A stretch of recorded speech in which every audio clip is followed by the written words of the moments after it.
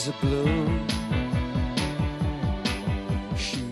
Ela é o seguinte, para que a gente consiga resolver a questão sim, nós temos que voltar um pouquinho lá na termoquímica.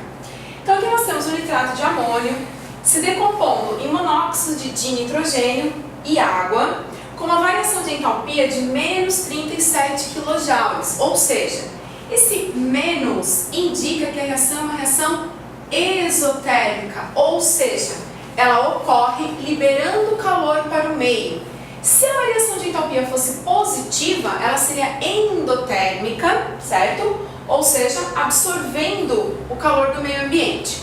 Bom, nesse enunciado, ele fala um pouquinho do nitrato de amônio, né? Para que serve o nitrato de amônio? Fornece a reação de decomposição, como eu já disse, a variação de entalpia, e ele diz a energia liberada em módulo quando 90 gramas de água é formada por essa reação. Então ele quer saber o seguinte, caso a gente produzisse 90 gramas de água, qual seria a energia envolvida ou liberada por essa reação? Porém, ele quer essa energia em módulo. Então não me interessa o sinal no final das contas, né? Se vai ser negativa exo ou se vai ser positiva endo. Ele quer em módulo. Então, antes de nós começarmos a desenvolver o cálculo, eu só quero chamar a atenção de vocês para um detalhe. Se essa reação ela não estiver devidamente balanceada, qualquer cálculo que a gente faça utilizando esta reação, ele pode ser equivocado.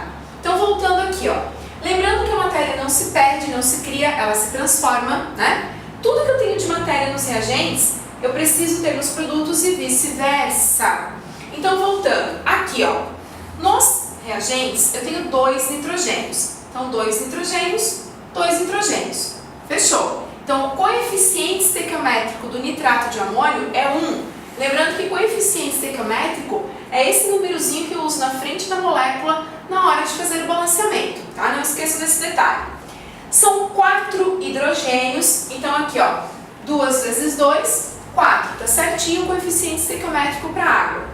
Oxigênios, aqui eu tenho 3, aqui eu tenho 1 mais 2 da água, 3 também. Então, o coeficiente estequiométrico do monóxido de nitrogênio também é 1.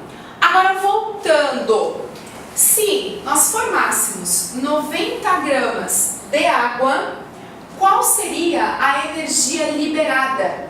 Então, a reação, ela tem nitrato de amônio, sim, não nos interessa.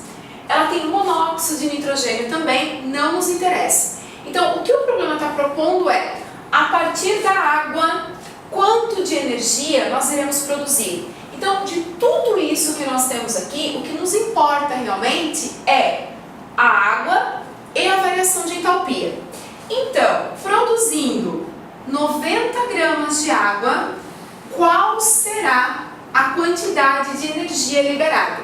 Bom, então, o nosso cálculo ele vai relacionar a massa da água e a energia envolvida nessa reação.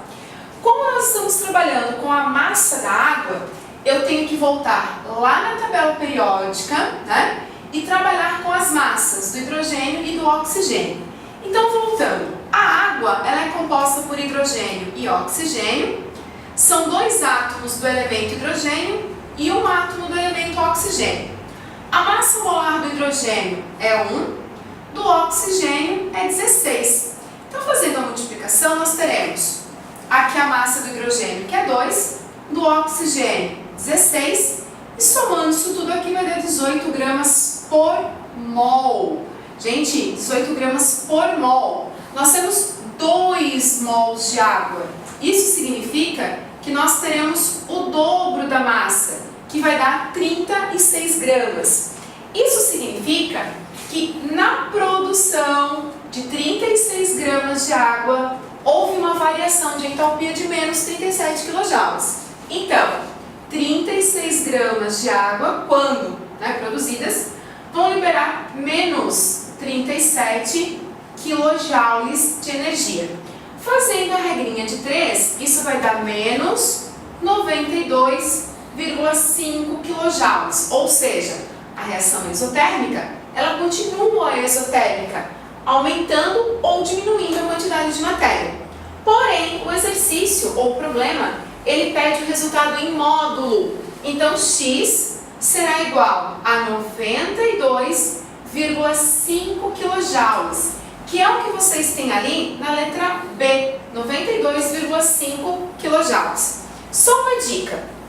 Aqui nós trabalhamos, com 2 mols de água e transformamos esses 2 mols de água em massa, 36 gramas. Então, da mesma forma que nós convertemos 2 mols de água em massa, nós também podemos converter a massa em número de mols. Isso significa que esse cálculo poderia ser feito massa, energia, ou ainda número de mols, energia.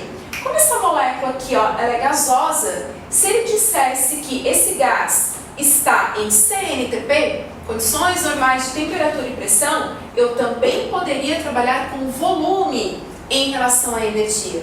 Ok, gente? Vamos lá para a próxima.